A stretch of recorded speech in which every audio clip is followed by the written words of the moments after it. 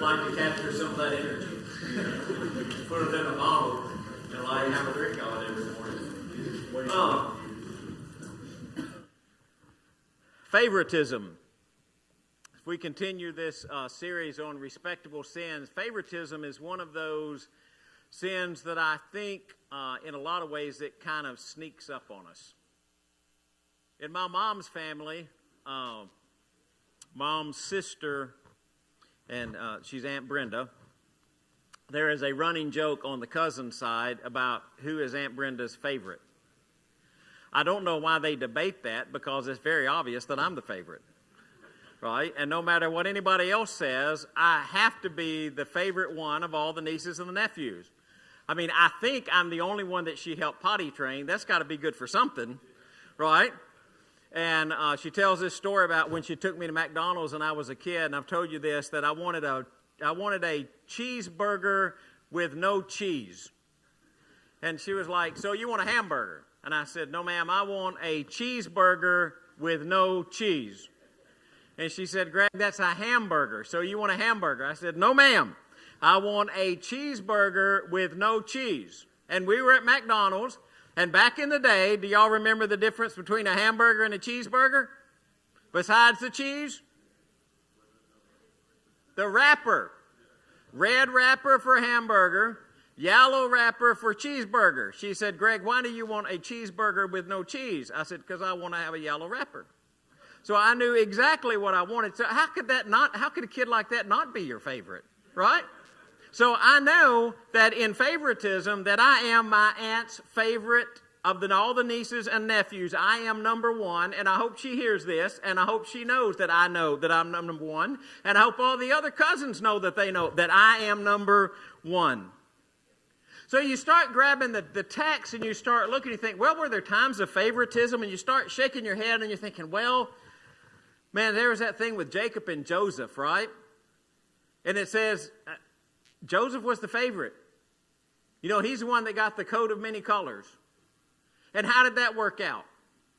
Well, you think, well, it didn't work out so good, but it worked out exactly the way God needed it to work out. But it caused a little bit of a problem between Joseph and the other brothers, right? Then you have David. You think, well, the David thing with David and Absalom. So, you know, Absalom was kind of the favorite, and David wouldn't really stand up to him, and he tried to steal the kingdom, didn't he? And that's one of the times that David had to flee in the middle of the night because of what was happening. And you say, well, there are examples of favoritism in the Bible, and then you really start to shake your head because you think, I mean, how about Jesus? How about Jesus? There were 3 times that he only took 3, right? Peter, James, and John. You ever thought about that from Andrew's perspective? How did Peter become a disciple? Andrew heard of Jesus first, then he went and shared Jesus with his brother. He brought Peter to Jesus. So Peter and Andrew are brothers. James and John are brothers. They're probably all cousins. And then Jesus shows up and he takes Peter, James, and John on 3 occasions to something. Jairus' daughter, the transfiguration, further in the garden. You ever wonder, I mean, I think about things from Andrew's perspective. You think he ever thought, well, man, if it wasn't for me, Peter wouldn't even be here. Right? How come I don't get to be one of the 3? And then you start looking at your world and you think, well, do we have favorites? I mean, what exactly is God talking about here? Like, I know... I think I know without a doubt, and I am almost absolutely positive, unless there's something I don't know, I am Diane's favorite husband. I'm almost absolutely, now I'm also her least favorite husband, but I'm almost positive that I'm her favorite. I know that without a doubt, I was my mother-in-law's favorite son-in-law. I was the absolute favorite. Of course, I was the only one, so that made me the favorite. But when you look at life, you think all the way back to when I was in high school. I know that was a long time ago to you guys, right? But a long time ago, was every friend the same, or do we have something we call best friends? Friends that are just a little closer than any other friends. Friends we spend a little more time with. The friends we trust a little bit more. When I was growing up and in high school, I had a friend named Scott Revel. And Scott and I spent an enormous amount of time together. I would stay out late at night. It was okay. Mom and Dad knew where I was, right? But I would go to Scott Revel's house, and we would play video games to 3 or 4 o'clock in the morning. It was way back when you had really cool video games like in television. Anybody old enough to remember in television? Probably only me, right? But really cool video games. They were like, we thought they were the neatest thing in the whole world, but they were so primitive to what we have now, you would just look and laugh. You'd laugh at them. I remember the first video game we had that Dad got for us. It was an Atari. I wish he hadn't given it away, but he gave it to somebody. It was a really fancy video game. You had a block of light, and you could play, like, you had this little line that the block of light, it was like table tennis with it, or you could call it hockey. Right? It looked exactly the same, but you could call it hockey. And it was only black and white. Well, was it okay for me to have a favorite friend or a best friend? And you look at life and you think, well, you know, sometimes we have friends that are closer than others. What kind of thing is Jesus talking about when he says we're not supposed to show favoritism with people? And then you even think about God himself, right? Jacob I loved, but Esau I hated. Paul uses that in Romans chapter 9, verse 14. It's a quote from Malachi chapter 1, verses 2 and 3. And you're like, well, God, I thought you didn't show favoritism. But in that particular case, when it says God doesn't show favoritism, there's also some that are chosen for a purpose to the exclusion of others. And the reason for that was the inclusion of Jacob in his line so the Messiah would come into the world. And God was planning that from the very beginning. And so you start looking at things like that and you start thinking, well, what does that mean? So in Deuteronomy chapter 10, God talks about that, and he talks about this plan that he has. And so listen to this. For the Lord your God is God of gods and Lord of lords, the great, the mighty, the awesome God, who is not partial and takes no bribe. He executes justice for the fatherless and the widow, and he loves the sojourner, giving him food and clothing. Love the sojourner, therefore, for you are sojourners in the land of Egypt. You shall fear the Lord your God. You shall serve him and hold fast to him, and by his name you shall swear. He is your praise. He is your God, who has done for you these great and terrifying things that your eyes have seen. Your fathers went down to Egypt, 70 persons, but now the Lord your God has made you as numerous as the stars of the heaven. But right before that in Deuteronomy, he talks about them. He says, but God chose your fathers, and he protected them, and he remained true to his promise because of that promise of bringing the Messiah into the world. And so then we come along and it says, well, there's no favoritism with God, and God doesn't show favorites. And we try to be really careful with that, because if we're not careful, favoritism can sneak up on us and we start favoring one person or another. And we start thinking, okay, what does God mean by that? Well, let's talk about a couple of the ways that it works within God and his judgment. God doesn't show favoritism to those rewarded or punished. And that's a tough one, isn't it? That's a tough one. I mean, if you really sit back and think about it, that's pretty tough. If you go to Romans chapter 2, if you want to read about that, we're not going to read all of this, but Romans chapter 2, they didn't put a slide up there for that, but Romans chapter 2, God is talking about Jews and Gentiles. And he says, those who are unfaithful will be punished, those who are faithful will be rewarded. There's no favoritism with God, whether you're Jew or Gentile. So you look at that and you think, well, how can I put that into my world? How can I put that into my world? Well, there's no favoritism with God. And you say, well, you know, my family's gone to church ever since I can just remember. You know, I just never can remember my family not going to church. I mean, I'm from a good family. Well, you probably are. But there's no favoritism with God. Ever heard somebody say, man, I don't know, if I ever went to church, I think walls would fall in. God would never forgive me of my sin, but if you really knew what I did, you wouldn't even ask and try to get God to forgive me, because you know God is not going to forgive me for what I've done. And you know there's no favoritism with God, so yes, God will.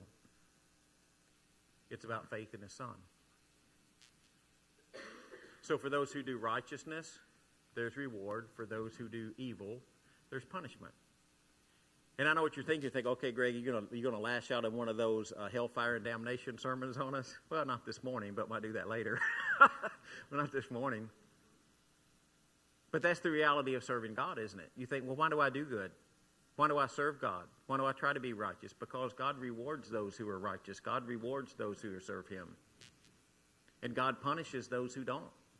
And we can try to cloud that over if we kind want to, but it's very clear in the text. God doesn't show favoritism in regard to who's rewarded and who's punished. If you follow God, you're rewarded. If you reject God, you're punished.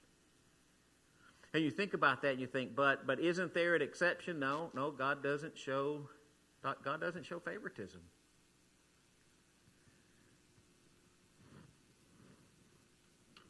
God doesn't show favoritism in who can come accept the gospel. Peter began to speak. This is when Peter is recounting the conversion of Cornelius, the first Gentile convert. And he says, I now realize how true it is that God does not show favoritism, but accepts men from every nation who fear Him and do what is right. How many people from which nations will God accept for those who turn to faith in Jesus? All of them, right? Is a message of Jesus just for Americans? Absolutely not. It's for everybody on the face of the world. Is the message of God only for those who are of a certain color? No, there's no favoritism with God.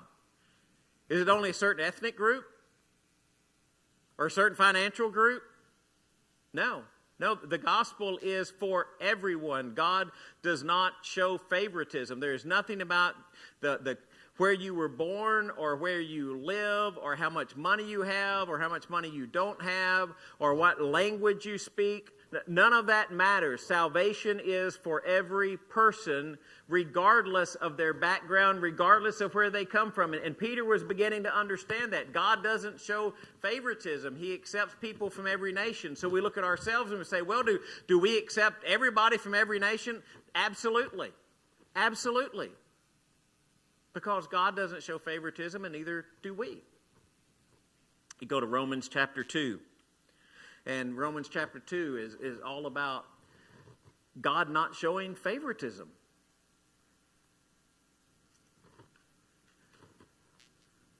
So how does that affect me? How does that affect me? How is that supposed to play out in my life? How does God's impartiality reflect in my life? Because if God's impartial, I also need to be impartial. And God gives some pretty specific examples about that, and I want to look at those, and then I want to talk about the struggles that I have about being impartial and not showing favoritism. The first thing God says, He says, there's no partiality in legal matters. This is both Old Testament and New Testament. So let's just go to the Old Testament first. Do not pervert justice, do not show partiality to the poor or favoritism to the great, but judge your neighbor fairly. Judge your neighbor fairly. You don't show partiality to the poor, and you don't show favoritism to the great. Now, is that a challenge? I mean, is that a challenge in our world? You got a court case that shows up. Is it hard not to show preference to those people who have a whole lot of money? I mean, they might come back and affect you some way. But no, not in legal matters. In legal matters, there's no partiality. And this is not just legal matters that happen that are in the secular world. This is also those matters of judgment that happen in the church world. You don't show partiality in that. You don't gravitate toward the understanding of one person because they're in a different financial situation. And it's as easy sometimes as it is to show favoritism to the great as it is when we show favoritism to the poor, because our heart pours out to them and we want to help them and we want to rescue them and we want to be there for them because that's what God did. So we, not careful, we show favoritism to the poor. We give them the benefit of the doubt instead of judging things fairly and listening to things. And boy, that's a struggle in the churches just like it is in the world in the government system. Because in churches, you have elders who have to deal with situations in the church where there's conflict or disagreement or difficulty.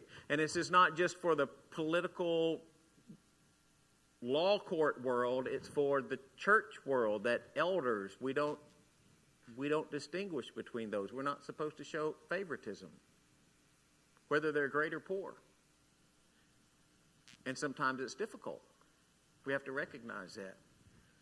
Another one is based on positions of authority. The other time that God talks about favoritism is he talks about it in the context of, in Paul's world, of slaves and masters, those who are in control as opposed to those who are not in control. And so those who are servants are supposed to serve their masters, and those who are masters are supposed to treat their servants with respect because they have a master in heaven and they have a master who does not show favoritism. There's no favoritism in that. God doesn't look at somebody and say, well, you're in a position of authority, you're my favorite. No, you judge them both exactly the same. And this is kind of an extension of that judgment sermon that we had last week, but it's more about how do we deal with that in the church? For example, and this is not one we preach a bunch about, but it's a great, great example. It's in 1 Timothy. 1 Timothy chapter 5. I don't know if I put a verse up here for that or not. I don't memorize my slides. 1 Timothy 5:19. Let's start with 17. Let the elders who rule well be considered worthy of double honor, especially those who labor in preaching and teaching. For the Scripture says, not muzzle an ox when it treads out the grain, and the laborer deserves his wages. Do not admit a charge against an elder except on the evidence of 2 or 3 witnesses. Oh, boy, that's a tough one, isn't it? Now we have an accusation against an elder. And you don't entertain an accusation against an elder unless it's brought with 2 or 3 witnesses. But if it's brought with 2 or 3 witnesses, you listen to it. As for those who persist in sin, what's the context? It's okay to say it, elders, right? What do you do with the elder who persists in sin? You rebuke him in the presence of all so that the rest may stand in fear.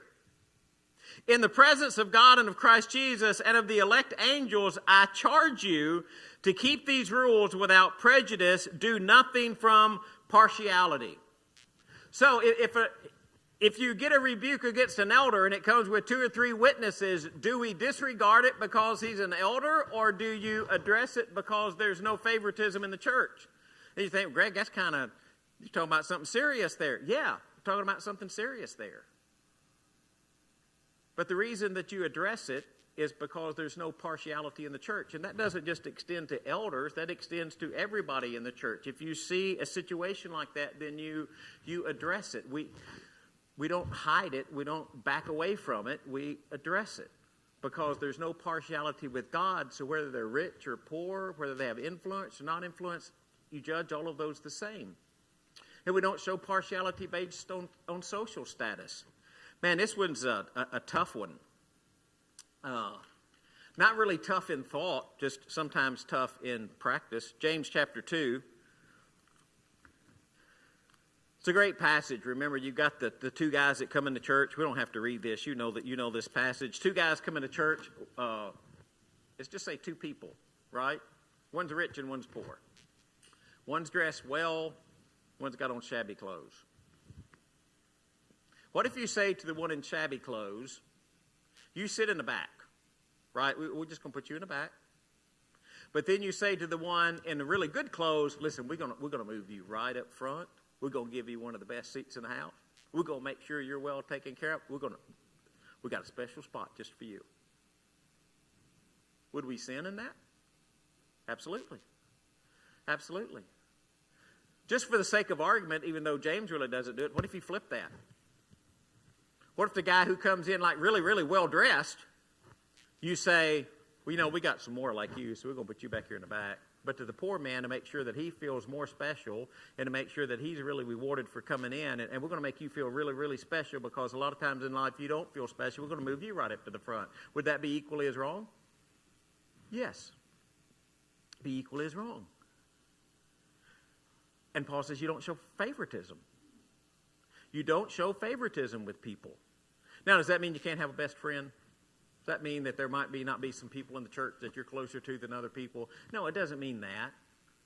It just means that when we treat people, we try to treat people the same. Now, if we're going to be real honest about the whole thing, and it's okay for us to be that way, do you have some people in this church you're closer to than other people?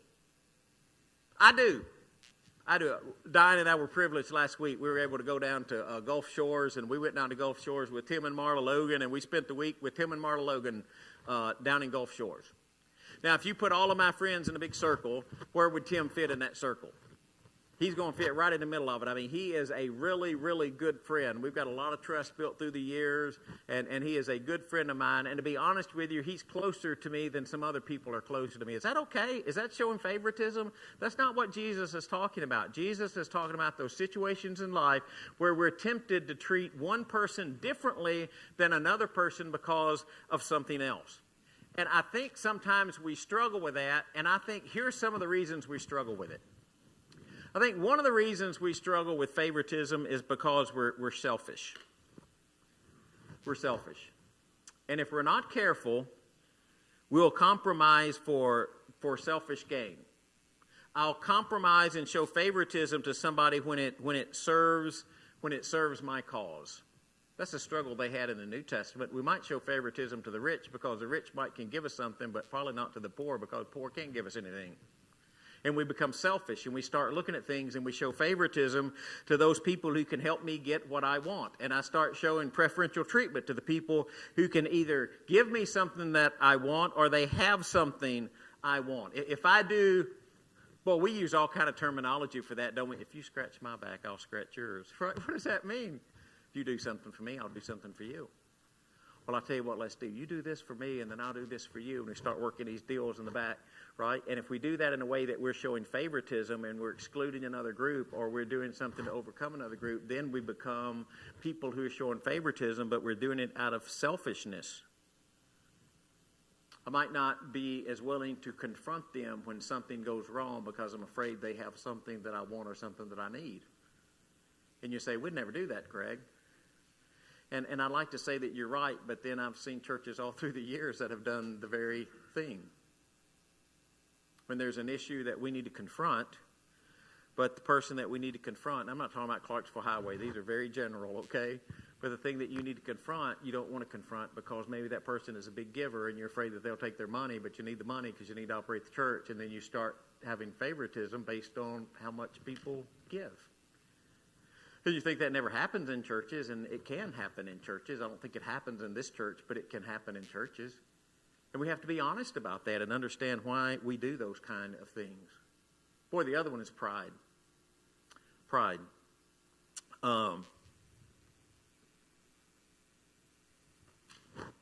We might think that we have it all together, so we only want to associate with people who look like they have it all together because we only want to associate with people who looks like everything's going all right. And we don't want to associate too much with people who don't have it all together because their life is a mess. And if we associate with them too much, then other people will think our life is a mess, and we don't want to be a mess like they're a mess, so we try not to associate with them too much. Or we want the world to think we're successful. So if we want the world to think we're successful, what we need to do is we need to associate with other people who are successful because we'll be in that group, and then they'll look at that group and say, well, that's a successful group. Greg's in that group, so he must be successful. So when they're agreeing with it, all of a sudden, we're trying to associate with successful people. Or when we're afraid to be seen talking to other kind of people because we're afraid what somebody else might think about it. Boy, James addresses that, by the way, with favoritism. He says, who are you anyway? And what did you get that you didn't receive? Right? And if you received it, and if it was a gift, why don't you act as if you didn't receive it? Because everything you have is a gift given from God. I have this friend, and they used to bake desserts on Sunday nights. And their Sunday night service, this has been probably 10 or 15 years ago, their Sunday night services, they would cook desserts. And then they would take that dessert to somebody in the community and have a chance to invite them to church and just check, see how they're doing. I thought it was a pretty good program, right? So if I bake a really good peach cobbler and I come knock on your door and say, hey, I just want to bring you a peach cobbler, chances are you might let me in to get the peach cobbler, and I can say, hey, just want to check on you, how you doing? And so they'd get together, and they'd bake desserts and go out, and they'd share that with people in the church or people they hadn't seen in a while, and just checking on people. So this guy got his there, and he had his pie, and he's walking down the pie, and he's got his pie, and he's walking down the street to go see the person he's supposed to go see, right, to see how they're doing, so he can give a pie to kind of get in the door. And he starts to walk by a bar, and he thought, wonder if those people in that bar would like to have some pie. So he stops and he goes in the bar. Instead of going to where he's supposed to go, he goes in the bar and he shares his pie. And while he's sharing his pie in the bar, he says, oh, by the way, you ever thought about coming to church? Hey, I'm so-and-so from down the street. Just want to say hi. I want to share my pie with you. And he said, but before I walked in the door, you know what I thought? What did he think before he walked in the door with his pie? What's everybody going to think about me going in here with a pie, right? And even us, would we stop and say, man, I don't know. Of all the places you could stop with a pie, I don't know if that was the best place. Or maybe it was the very best place. Maybe when all of a sudden we start not worrying about how other people view us or what other people think about us, or if we look like we got it all together, or if we look like we're on the path to success, what if all of a sudden the only thing that matters to us is how can we relate to someone who needs to hear the message about Jesus, and we get rid of the pride or the prejudice. You know when Peter said, I know now that God doesn't show favoritism? So Peter went and preached to Cornelius, right? Do you remember that story? Do you remember what it took to get Peter to go preach to Cornelius? It took a vision from heaven. I mean, it took God doing something to really get Peter's attention. And even after God really got Peter's attention, do you remember the kind of things that he said? Well, I don't know, God. I ain't ever been around anybody like that. This is Greg Smith paraphrase, right? And after he goes and converts Cornelius, what do all of his buddies, his people who are just like him, say? I don't know about Peter. He went and ate with them Gentile people. Do you know that? He went and ate with Gentiles. And Peter said, God, this is a Greg Smith paraphrase. You know, you're not going to find this word for it in the text. But Peter said, well, God told me to. Right? God told me to go. What was the issue? You going to preach Jesus to a bunch of people who are not like us? They're not Jewish. Not even like kind of partly Jewish. Don't even claim to be Jewish. And you're going to preach Jesus to that group of people? Why do you think Gentiles becoming believers was such a huge issue? Because they were saying, they're not like us. They're not like us. They're different. And man, when we look at our world and we start putting people in pigeonholes, most of the time the pigeonholes we're putting in people doesn't have a whole lot to do with color, does it, or race? Sometimes we do. You mean they're from another country? You mean they didn't grow up going to church? They do what? And I know every one of us would like to sit right here and say we have no favoritism and we have no prejudice. But if we're really honest with ourselves, I think we'll both find that we struggle with those every day. And God said it can't be that way in the church. It can't be that way in the church because it's not that way with God. Boy, this one really hits me hard, this last one. I started looking for the right word. It was kind of like last week, passive. Well, that didn't really do right. Passiveness. Well, is that really a word? Well, yeah, it is a word. Passivity, that's a word too, but we don't use that word very much. And you think, Greg, I don't even know what you mean by that, Greg. Here's what I mean. Sometimes we show favoritism because we don't like conflict or uncomfortable situations. Sometimes we show favoritism because the squeaky wheel always gets the grease. You ever dealt with anybody like that? I mean, well, those are tough ones. So you got somebody that complains, and they complain all the time, and they just keep complaining. So then you say, well, we'll give them what they want, so they quit complaining, right? But we don't sit down and judge it. We just know the effect that it's having. I found this out through life, and I don't know if it's really true or not. I'm just telling you what my experience is. People who complain after you try to get them not to complain about one thing will start to complain about something else. It's like you can't ever get them not to complain. They're going to complain about something. So now, does that mean we don't address their issue? No, it might be a very valid issue that we address. It might be one that we need to address. But if you come to me and I say, well, I'm going to let you have your way because I just don't want to deal with you. You just wear them down. You just keep after them till you finally get what you want. And we say, well, we'd never let that happen, would we? Well, sometimes we would. Sometimes we would. So you look out and you see God, and God says, I don't show favoritism. So maybe what we ought to do with that is maybe, have you ever set out to find somebody who was just kind of overlooked? Have you set out to find someone who maybe they weren't being treated well for whatever reason because we were being judgmental or showing favoritism about something? Maybe we should just show more sensitivity. Maybe we should try to look at things through somebody else's viewpoint sometimes. That thing about, wearing somebody else's boots for a minute and seeing what things look like through their eyes. Because a lot of times what things look like through someone else's eyes are not what they look through my eyes. Maybe I need to be a little more sensitive about how people feel or how they express something. I'm going to give you a perfect example. And this is a way that we do it, and I'm not saying this is wrong. I'm just asking you to look, just to think. We have a very wonderful church. And one of the things about our church, if you ask people to describe our church, they will say our church feels like family. That's a wonderful thing, by the way. Man, I got some really, really close friends in that church. Man, I got some really great relationships in that church. Those are the kind of things I hear when I start asking about Clarksville Highway. You have great relationships in the church until you have great relationships in the church. There's a book that's out. I've kind of been reading it. I'm not sure I like it. But I like the concept, and it's a person who visited 52 different churches in a year, and they're just writing down, this is what I felt like when I experienced 52 different churches. Being sensitive to people and trying to understand where people come from. Have you ever thought about it from a perspective of what if this was the first time you walked down and you sat in this auditorium? What would you feel like today if you walked in here and you didn't know anybody? Because it doesn't feel like family because you're not family yet.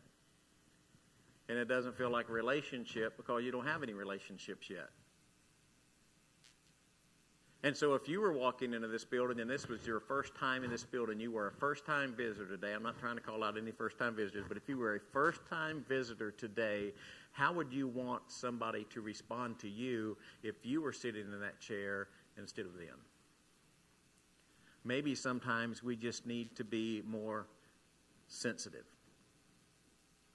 And maybe sometimes we just need to practice acceptance. Maybe it would be a great thing if we embraced the fact that everybody was not like us. That people were different. That they thought of it in a different way. Or they approached things in a different way.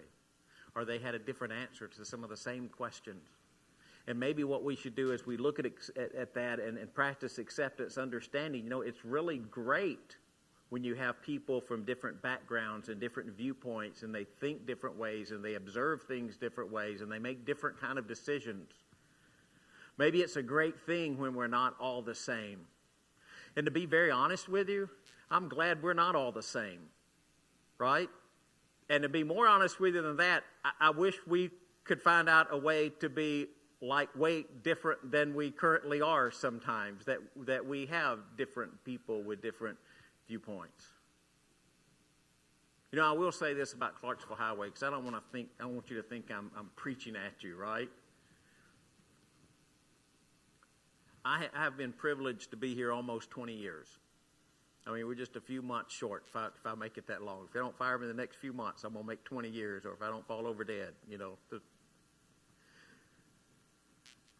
And I think in the time that I've been here, I've never seen you reject somebody because of their color or their background or where they came from or what side of the tracks that they lived on or how much education they had or how much money they had. And I think it's fair for me to tell you that I'm not preaching at you because you've done these things, but to be honest with you, I'm very proud of you that I have not seen those things. And I'm proud of you, and I know you're going to say, well, Greg, you're not supposed to be proud. Paul was proud of his converts, and Paul was proud of those that he taught in the gospel. So it's okay for me to be proud of you when I see you do something really, really good. And I think you've done a really, really great job of that. But how about we just do a better job? Why don't we just be like Jesus? And can you imagine the first time Jesus is traveling around with the 12, right? And they're getting ready to go somewhere. And you would generally go way around the other way so you didn't have to go through Samaria. Because you don't have anything to do with those Samaritans. Because I'm just telling you, they ain't no count. And they get ready to go somewhere, and they're asking Jesus about it, and he says, we're going to go right through Samaria.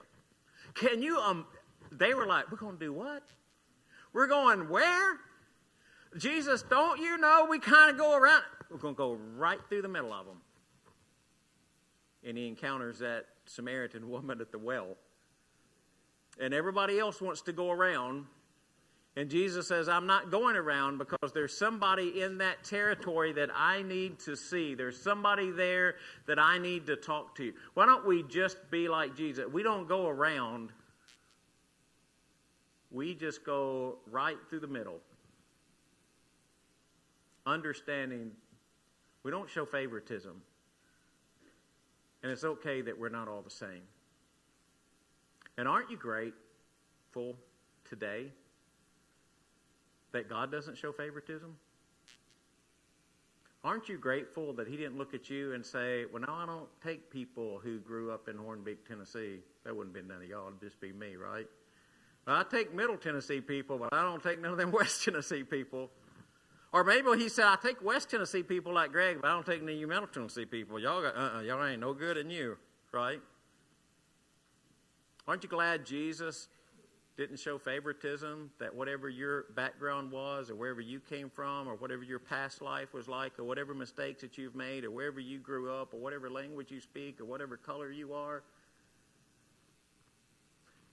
Because we will sit here and we'll say, man, God, we can almost be prideful, and we can say, boy, isn't it great because God's got us? Because in our world, we look around and we think, well, that's the kind of people God takes, right? God takes people who look like us that grew up in America because we're a godly nation. Do you remember all those people in Acts that it took a vision from God for them to understand that God can accept those kind of Gentile people? You know who those Gentile people are? It's us. We are the ones that it took a special vision from God so that somebody would go and preach the gospel to us and allow us the opportunity to believe in Jesus. That is us. We're not the privilege, we're the exclusion. And what if we treat everybody with the same love and compassion that Jesus gave to us? That we know that we are so blessed to be part of God's kingdom. And the one that's going to decide that is not somebody else who judges you. It's going to be you. You are going to decide if you want to be part of God's kingdom, because God will accept you based on faith in his Son. So if you haven't, I just encourage you, repent, confess, be baptized, dedicate your life for God, be a disciple of Jesus, because God does not show favoritism. If you need to respond, we're going to ask you to do that while we stand and sing.